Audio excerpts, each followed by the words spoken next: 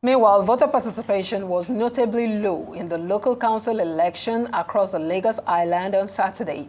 Arise senior correspondent Oba Adeoye monitored the exercise on the island and now reports.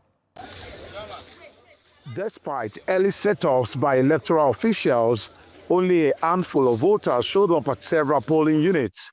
One of such is polling unit 013 on Moloney Street.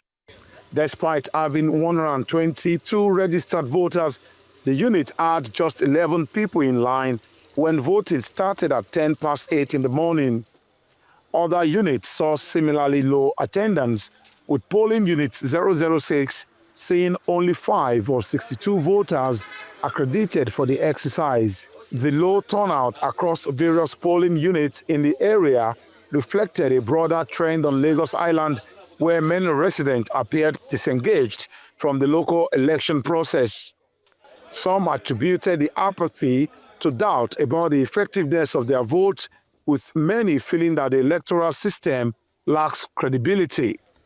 Others blamed insufficient awareness and voter mobilization effort ahead of the polls. We have just 4 parties, the logo of 4 parties on the ballot papers, while in some other places we have just 3 political parties on the ballot paper. So it means that 4 parties are competing in some places, while 3 political parties are competing in other places. So it's been peaceful all around town, especially here in Lekki.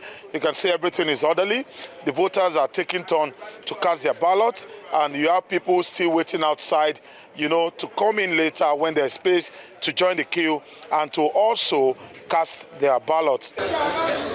Lagos State Governor Babajide Sanwo-Olu, joined by his wife, Dr. Ibijoke Sanwo-Olu, voted at 11:10 in the morning at polling unit 006 St. Stephen's School in Adeniji, Dele, Lagos Island.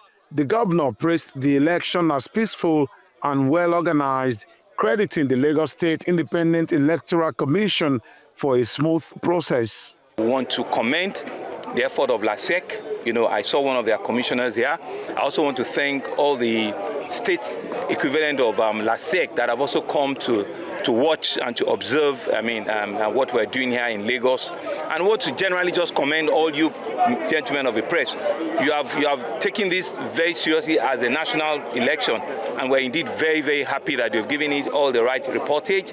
You've given it all the coverage that is needed, because we believe that the grassroots, election is also very critical.